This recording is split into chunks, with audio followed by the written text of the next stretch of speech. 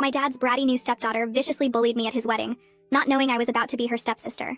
I arrived at the hotel early with my new stepmother's something blue, planning to surprise her before the ceremony. We'd been close ever since she and my dad got together, and she even picked me to be her maid of honor instead of her own daughter Rafaela, who I'd never actually met. But when she walked in, I recognized her right away. Ratty extensions and fake tan and all. I'd lost 60 pounds since the last family photo my dad had shared, and my hair was now blonde instead of brunette, so she didn't realize I was the girl who was about to be her new sister. "Excuse me, what the hell are you doing in here?" she demanded, looking me up and down with disgust. "This is a private bridal suite for family and invited guests only. How did you even get past security?" Before I could explain, she called out, "Girls, we have a problem. Some random woman broke into the suite." I tried to say, but she cut me off immediately. And honestly, part of me wanted to see what kind of person my new stepsister really was before she knew who I was. "Oh my god, look at your dress," Rafaela said, circling me like a predator. "Did you get that at Goodwill? It's so pathetic when poor people try to sneak into nice events. You probably saw the wedding announcement online and thought you could pretend to belong here." 2 other bridesmaids came in and she announced, "Look at this tragic woman trying to blend in with that awful dress and those payless shoes. It's actually sad." When I said I was here for the wedding, she laughed and said, "You're not on the guest list. I'm the bride's daughter and I know every single person invited. You're probably one of those psycho wedding crashers who tries to steal gifts or food. What's your scam? Pretending to be someone's plus one?" Rafaela's posse started filming me with their phones, and I realized if I identified myself now, this video of me dripping with humiliation would exist forever. She grabbed my purse off the table and dumped it out, my dead mother's pearl necklace clattering across the floor. "Let's see what you're trying to steal." "Oh look, cheap drugstore makeup and a phone with a cracked screen. Definitely not someone who belongs at a $100,000 wedding." She kicked my mother's necklace and said, "Fake pearls too. How embarrassing." When I bent to pick them up, she stepped on my hand. "Security is on their way," she announced, though she hadn't called anyone. "But first, tell us who you really are. My new stepsister Georgia is supposed to be here and you're taking up space meant for actually important people? Are you obsessed with the groom? Did you see my mom with her rich fiancé and decide to ruin their day?" She pushed me backward, and I stumbled into the champagne table. I could have said, "I'm Georgia," but the words stuck in my throat watching her invoke my name while being so cruel. One friend suggested maybe I was confused, but Rafaela got angrier. "Don't defend her. She's probably mentally ill. Look at her. She's not even denying it. She's just standing there like a creep." She got in my face and said, "Georgia is the maid of honor, and when she gets here, we're going to laugh about the crazy woman who tried to infiltrate the wedding." She picked up a champagne bottle and started shaking it. "You know what? You need to learn what happens to wedding crashers." She popped it and sprayed it all over me, soaking my dress and hair completely. "Oops! Now you really look like trash. Street trash covered in alcohol. Perfect." The other girls laughed and took pictures while I stood there dripping, thinking how my dad would feel if I caused a scene right before his ceremony. When I didn't leave, she got on her phone and actually called hotel security. "We have an intruder in the penthouse bridal suite. She's unstable and refusing to leave. She's probably dangerous, might be on drugs. Please hurry." She smiled at me and said, "They're going to arrest you. This is a felony, trespassing and attempted theft. Your life is about to be ruined." She grabbed scissors from the makeup table and came toward me. "Actually, let's make sure you can never crash another wedding." She grabbed my hair and actually cut off a chunk of it. "There. Now you look as crazy on the outside as you are on the inside. When Georgia gets here, the actual maid of honor, I'll tell her how I protected the wedding from a psycho stalker who was probably going to hurt someone." At this point, I was in too much shock to speak. That's when the door to the adjoining room opened, and my stepmother walked out in her robe, hair and makeup perfect. "Georgia, there you are. I was wondering when my maid of honor would arrive. Sweetheart, what happened to your hair?" Rafaela's hands still held the scissors and my cut hair as she stared between us, her face draining of all color as she realized she'd just assaulted her new stepsister. My stepmother's eyes went from the scissors to the chunk of blonde hair on the floor, to my butchered head, and her whole body went rigid. She rushed across the room and grabbed my face in her hands, turning my head to check my scalp for cuts while Rafaela stood there frozen with my hair still tangled in her fingers. The champagne that had been dripping off my dress was pooling on the white carpet and making these little splashing sounds every time I moved. My stepmother's fingers shook as she touched the jagged edges where Rafaela had hacked through my hair, and she whispered something I couldn't hear at first. Then she said it louder. "What did you do to Georgia?" And her voice cracked on my name. Rafaela's mouth opened and closed, but no words came out, and the scissors in her hand started shaking so bad I thought she might drop them. Sharon took a step backward toward the door, and Chiara did the same thing, both of them still holding their phones but not recording anymore. My dad must have heard the noise because he appeared in the doorway wearing his tux with the bow tie still undone, and this huge smile on his face that disappeared the second he saw me. He took in everything at once. Me soaked in champagne with chunks of hair missing, Rafaela holding the scissors, his bride with tears starting to form in her eyes. "Georgia, sweetheart, are you hurt?" he asked and started toward me, but my stepmother was already examining my scalp again. Before I could say anything, she spun around to face Rafaela, and her voice got hard in a way I'd never heard before. "Explain yourself right now," she said, and Rafaela finally found her voice and started talking so fast the words ran together. She kept saying she didn't know it was me, that she thought I was breaking in, that I looked different and wouldn't say who I was. Sharon quietly moved her hand to her purse and slipped her phone inside while Ciara kept looking between everyone like she wanted to disappear. Blake showed up then, the wedding planner in his perfect gray suit, and I saw his professional smile freeze when he took in the scene. He pulled out his phone immediately and started texting someone while walking further into the room to assess the damage. "We need to push the ceremony back," he said quietly, and then louder when no one responded. My stepmother reached out slowly and took the scissors from Rafaela's hand, setting them on the makeup table before telling Blake to call hotel security right away. She guided me to the couch and sat me down, her fingers going back to my hair to examine how bad the damage was. Every time she touched the cut edges, her hands trembled worse and I could see her trying not to cry. Rafaela suddenly came alive again and started pacing back and forth, talking about how this was all just a big misunderstanding. She kept saying I should have told her who I was, that I was acting weird, that anybody would have done what she did if they thought someone was breaking into their mom's wedding. My dad's face got darker with every word, and he moved to stand between me and Rafaela like he was protecting me, even though she wasn't holding the scissors anymore. Julius from hotel security arrived faster than I expected. This tall guy in a dark uniform who took one look at the room and immediately started taking control. He asked everyone to stay calm, and started moving people to different parts of the suite, putting Rafaela near the window and keeping me on the couch with my dad and stepmother. The whole feeling in the room changed when he walked in because suddenly this wasn't just family drama anymore, but something that might involve the police. I hadn't said much since my stepmother walked in, but when Julius asked what happened, I finally found my voice. "I want to file a complaint for assault," I said, and watched Rafaela's face go white. She started crying immediately, these big dramatic sobs while saying, "I couldn't do this. Not today. Not on her mom's wedding day." My stepmother closed her eyes like she was in physical pain, caught between her daughter who had done something terrible and doing what was right. Julius turned to Sharon and Chiara and asked if they had witnessed what happened, and both of them nodded slowly. He asked them not to leave and said he'd need statements from them and wanted to know if anyone had recorded anything. I saw Chiara's hand move toward her purse without thinking about it, and Julius noticed it too. Blake stepped closer to Julius and started whispering something about needing to handle the vendor calls immediately. His phone was already buzzing nonstop, and I could see text messages piling up on his screen. He walked over to the window and started making calls one after another, his voice calm and professional as he told people there were technical difficulties with the sound system. Julius turned to me and asked if I had any physical injuries that needed documenting. I held out my hand where Rafaela had stepped on it and showed him the red marks across my knuckles. Then I picked up my mother's pearl necklace from where I'd gathered it off the floor earlier and pointed out the scratches that weren't there this morning. Julius took out his phone and photographed my hand from different angles, then took close-ups of the damaged pearls. He made notes in a small notebook about property damage and asked me how much the necklace was worth.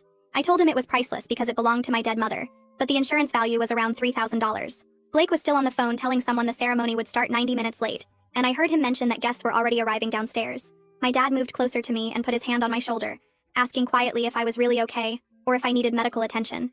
I shook my head, but my stepmother came over and asked Blake to give us a moment alone. She guided me to the corner of the room near the bathroom door, while everyone else stayed busy with their tasks. Her eyes were full of tears, and she kept touching my ruined hair gently. She asked what I needed from her right now, and I told her straight out that Rafaela needed to face real consequences, not get away with assault just because it was a wedding day. My stepmother nodded slowly, and I could see how much it hurt her to hear that, but she understood. Rafaela suddenly started moving toward us from across the room, but Julius stepped right in front of her and held up his hand. He told her she needed to maintain distance during an active investigation and couldn't approach the victim. Rafaela's face went red and she started yelling that this was ridiculous, that I was ruining everything on purpose just to hurt her mother. Sharon shifted uncomfortably and moved away from her friend, clearly not wanting to be associated with the outburst. Chiara walked up to Julius quietly and tapped his arm to get his attention. She said she had something important to show him and pulled out her phone. I watched her unlock it and show him the screen, explaining that she'd recorded the whole thing from when I first walked in. She said what Rafaela did was wrong and she was willing to share the video as evidence even though they were friends. Rafaela stared at Chiara with her mouth open like she couldn't believe the betrayal. Blake ended another call and came back to the group with sweat on his forehead. He announced that we could push the ceremony back 1 hour maximum before we'd lose our venue slot completely. The reception hall had another wedding after hours and couldn't accommodate any longer delay. My stepmother's face showed every bit of stress as she tried to decide whether to go ahead with the wedding or postpone everything. The weight of choosing between her wedding day and dealing with what her daughter had done was visible in how her hands shook. I couldn't stand there anymore watching everyone deal with Rafaela's mess, so I excused myself to the bathroom. The second I closed the door behind me, I saw my reflection in the mirror, and the tears finally came. My hair looked like someone had taken a chainsaw to it with one whole section missing, and the rest uneven and jagged. I sat on the closed toilet seat and sobbed into my hands, letting out all the shock I'd been holding in. A gentle knock came at the door, and a woman's voice asked if she was in the right place. She said her name was Megan Hicks, and Blake had called her as an emergency stylist to help with a hair situation. Her kindness in that moment, the soft way she spoke through the door, broke through the last of my control, and I cried harder. I opened the door and let her in, watching her professional smile falter when she saw the damage. She immediately started examining my hair, running her fingers through it to see what she had to work with. She opened her case full of scissors and styling tools and told me she could make this work, that she'd seen worse and fixed it. While she started evening out the edges, I could hear voices getting louder in the main room. My dad's voice carried through the door as he told Rafaela her behavior was completely inexcusable, and she'd shown everyone exactly what kind of person she really was. Rafaela's dramatic sobs followed immediately, the kind that sounded more like performance than real crying. Megan kept working steadily, not commenting on the drama outside as she shaped what was left of my hair into something that looked intentional instead of attacked. Julius knocked on the bathroom door and said he needed to speak with me when I was ready. Megan told him we needed 10 more minutes and he said he'd wait outside with his supervisor who just arrived. She worked faster but still carefully, creating a short pixie cut that actually looked pretty good considering what she started with. The door opened again, and Julius came in with an older man in the same security uniform who introduced himself as Julius's supervisor. They had papers in their hands, and Julius explained that if I wanted to press charges, I needed to sign the forms now. He said the hotel took assault very seriously and had a zero-tolerance policy for violence on their property. The supervisor added that with the evidence they had, charges would definitely stick, and Rafaela could be arrested today. The decision felt huge knowing it would happen at my dad's wedding, but I picked up the pen anyway. Through the bathroom door we heard my stepmother's voice, clear and firm despite the emotion in it. She announced that the ceremony would proceed in 45 minutes, but would be scaled down to immediate family only. The reception was postponed indefinitely, until they could reorganize everything properly. Then her voice got harder as she told Rafaela she would not be participating as a bridesmaid, or in any part of the ceremony. The silence that followed felt heavy with the reality of consequences finally landing. Sharon knocked on the bathroom door and asked if she could come in for a second. I nodded and she slipped inside, watching Megan work on evening out the jagged edges of my hair. She stood there fidgeting with her phone for a moment before saying she was sorry for not stopping Rafaela when things got out of hand. She admitted they all knew Rafaela could be mean sometimes but never expected her to go that far with the scissors and champagne. Her hands shook as she talked and I could see she was genuinely upset about what happened. Megan kept working steadily, using her thinning shears to blend the shorter pieces into something that looked intentional. My dad's phone started buzzing and he answered it, putting it on speaker when the family attorney's voice came through. The attorney told me to document everything right now while it was still fresh in my memory. He said to take photos of the red mark on my hand where Rafaela stepped on me and get pictures of my damaged dress and mother's scratched pearls. Dad grabbed his phone and started taking pictures of my hand and the champagne stains, while the attorney explained we needed written statements from all the witnesses immediately. Through the door, we could hear Rafaela's voice getting louder as she talked to her mother. She was saying this whole thing was my fault for not telling her who I was right away. She claimed I deliberately let her embarrass herself because I wanted to make her look bad at the wedding. Her voice got more shrill as she insisted I was manipulative and had planned this whole thing to ruin her relationship with her mother. My stepmother's voice cut through sharp and cold, telling Rafaela to stop making excuses for assault. Blake appeared at the bathroom door looking stressed and holding his tablet. He said several guests downstairs had noticed the security presence and were asking questions about the delay. He was trying to contain the situation, but needed to know what to tell people who were getting worried something serious had happened. The hotel manager had just arrived personally to check on us, and wanted to make sure we had everything we needed. Blake said the manager was concerned about the hotel's reputation if word got out about an assault in the penthouse suite. Julius came back with more information about the charges. He explained that using scissors as a weapon made this assault with a deadly weapon, which was way more serious than simple battery. The charge could mean actual jail time, not just probation or community service. Rafaela must have heard him because her crying suddenly stopped and everything went quiet in the main room. Kiara walked over to Julius holding her phone and started transferring the video she'd recorded to his tablet. We all gathered around to watch it, even though I really didn't want to see myself getting humiliated again. The video showed everything clearly, from Rafaela dumping my purse to spraying me with champagne to cutting my hair with the scissors. My stepmother watched for about 30 seconds before she had to leave the room, her hand over her mouth. Seeing her daughter attack me on screen was different from just hearing about it. The attorney's voice came through the phone speaker again after we'd watched the video. He said with this kind of evidence plus multiple witnesses, criminal charges would definitely stick if we pursued them. He also mentioned we could file a civil suit for emotional distress and property damage on top of the criminal case. Rafaela started breathing really fast, and someone said she needed to sit down before she passed out. My dad turned to me and said that no matter what I decided about pressing charges, Rafaela wasn't welcome in our home anymore. He said real family doesn't treat each other this way, and she'd shown she couldn't be trusted around me. His voice was firm and angry in a way I'd never heard before. My stepmother came back into the room with tears running down her face, but she didn't argue with his decision. Blake cleared his throat and said he'd managed to reorganize the ceremony with just immediate family and closest friends. The big reception with 200 guests would have to be canceled completely. He showed us the numbers on his tablet, and the lost deposits alone were over $30,000. The catering, the band, the flowers for 200 people, all of it was non-refundable at this point. My stepmother just nodded and said she understood, though her face went pale at the financial loss. Megan stepped back and handed me a mirror to see what she'd done with my hair. She'd transformed the hack job into a short pixie cut that actually looked pretty cute even though it wasn't anything like what I'd planned for the wedding. The sides were super short, but she'd left some length on top that she styled with product to give it texture. She'd worked actual magic with what was left after Rafaela's attack. I thanked her and started crying because this small act of kindness after everything else just hit me hard. She squeezed my shoulder and started packing up her tools, saying she was glad she could help make something good out of a bad situation. Julius pulled out his tablet and started explaining my options while everyone watched. I could press charges right now and have Rafaela arrested before the ceremony. I could file a report for documentation without immediate arrest. I could handle this as a family matter and let the hotel keep their evidence on file. He made it clear the hotel had enough proof regardless of what I chose. The security cameras caught everything from multiple angles, plus we had Chiara's video. Rafaela sat on the couch with her head in her hands while Julius talked. Sharon moved closer to Chiara and I heard her whispering, "They should leave now." She said this wasn't their problem, and they didn't need to get involved. Chiara shook her head and said they were witnesses who needed to do the right thing. Sharon grabbed her purse and said she wasn't getting dragged into court over this. Chiara told her to think about what Rafaela did to me with those scissors. Their friendship was breaking apart right in front of us. My stepmother came back into the room looking more composed, but her eyes were red. She walked straight to me and took my hands in hers. She said she supported whatever decision I made about pressing charges. She admitted Rafaela had never faced real consequences for her behavior before. Her voice cracked when she said maybe this was what her daughter needed. She looked older somehow, like the weight of her failures as a mother had aged her. I told Julius I wanted to file a police report, but asked if Rafaela could stay at the hotel. I didn't want her arrested and taken away before the ceremony. Julius checked with his supervisor on the phone and said they could accommodate that. Rafaela would need to stay in a separate room with hotel security supervision. It was more kindness than she'd shown me when she was cutting my hair. The makeup artist came over and started working on my face, which was streaked with tears. My dad went down to the parking garage to get my backup dress from his car. The champagne-soaked one was completely ruined and smelled like alcohol. Everyone pretended not to notice I was basically starting over from scratch. Megan worked quickly to fix my makeup while Blake made more phone calls. Julius explained the terms to Rafaela, who nodded without looking up. She agreed to the supervised isolation rather than being taken to the police station immediately. 2 security guards came to escort her to a small office on another floor. She stood up slowly and looked at her mother one last time. Her face was desperate and pleading, but my stepmother just nodded. Rafaela followed the guards out without saying anything else. Blake came over with his phone showing me the updated timeline. Guests were starting to ask about the delay and getting restless downstairs. He told them there was a minor medical emergency, but everything was under control. He said the truth would create more drama than anyone needed right now. Some guests were already posting on social media asking what was happening. Blake had his assistant monitoring the post to make sure nothing got out. My stepmother sat down next to me while Megan finished my makeup. She asked if I still wanted to be her maid of honor after everything. I told her yes, because Rafaela didn't get to take that from me too. She hugged me tightly and whispered apologies for what her daughter had done. She said she should have seen this coming and done something sooner. I didn't know what to say, so I just hugged her back. We had 30 minutes until the modified ceremony would start. I helped my stepmother with the final touches on her dress and veil. We didn't talk about Rafaela or what would happen after today. The silence felt weird but also necessary after all the chaos. My dad came back with my backup dress, which was simpler than the ruined one. It was navy blue instead of the lavender one soaked in champagne. Everyone turned away while I changed behind a screen in the corner. The new dress fit fine even though it wasn't what I'd planned. Sharon and Kiara were giving their written statements to Julius at the desk. They wrote down everything they saw from start to finish.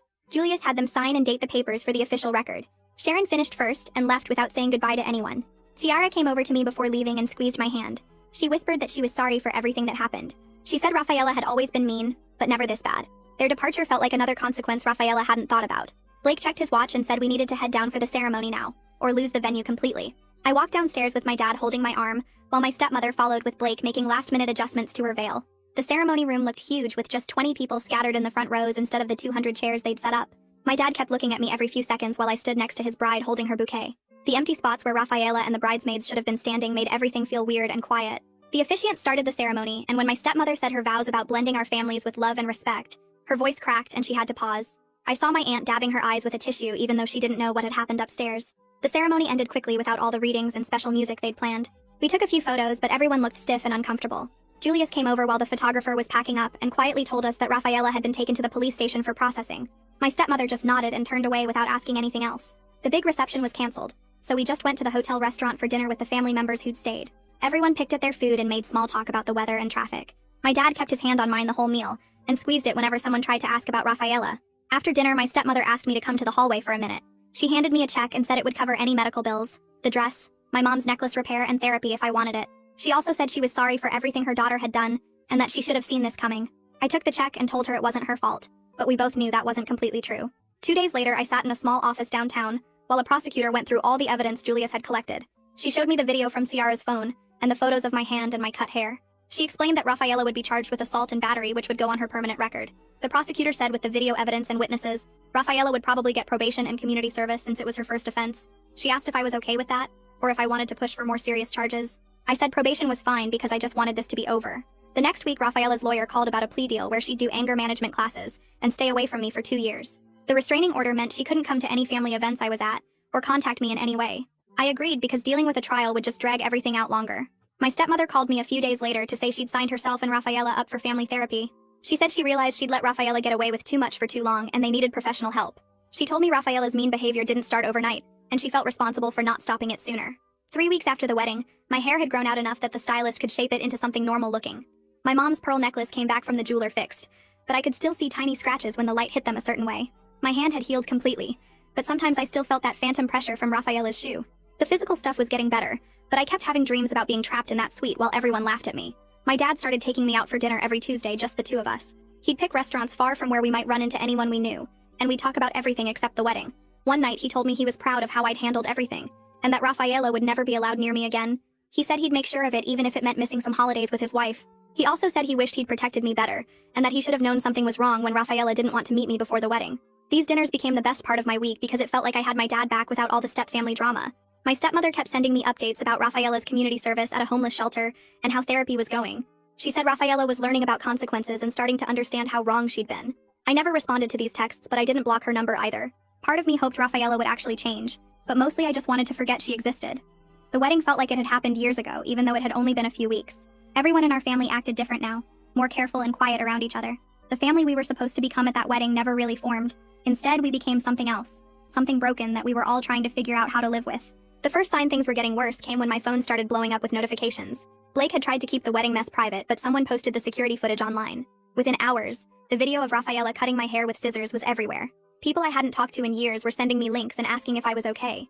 The comments under the videos called Rafaela every name you could think of. Someone even made a meme out of her shocked face when my stepmother said my name. I turned off all my social media accounts and stopped checking my phone except for family. My coworkers kept bringing it up at lunch until I started eating at my desk. The local news picked up the story and ran it as a warning about wedding violence. Rafaela's face was all over town as the girl who attacked her stepsister with scissors. My stepmother started texting me every few days with updates I didn't ask for. She told me Rafaela was doing community service at a homeless shelter downtown. She said the judge made her work there 3 days a week for 6 months. She sent pictures of Rafaela serving food and cleaning tables. She wrote long messages about how Rafaela was learning what real problems looked like. She said Rafaela cried after her first day seeing families with kids living on the streets. I never wrote back, but I read every message. Part of me wanted to know she was actually facing consequences. Part of me just wanted to forget she existed. 6 weeks after the wedding, a thick envelope arrived from Rafaela's lawyer. Inside was a 3-page letter in Rafaela's handwriting. She wrote about growing up jealous of the attention her mom gave other people. She admitted she'd been mean to lots of people before me. She said she was embarrassed by how she acted and understood if I never wanted to see her again. She didn't make excuses or blame anyone else. She just said she was sorry and working on being better. I read it twice, then put it in a drawer. I wasn't ready to forgive, but I noticed she'd actually tried. My stepmother asked if we could meet for lunch a month later. We went to a quiet place outside town where nobody would recognize us. She looked older and tired, but she smiled when she saw me. We talked about safe topics at first, like the weather and work. Then she told me she'd been going to therapy too to understand how she'd raised someone capable of such cruelty. She said she realized she'd always made excuses for Rafaela instead of teaching her consequences. She never asked me to forgive Rafaela or even talk to her.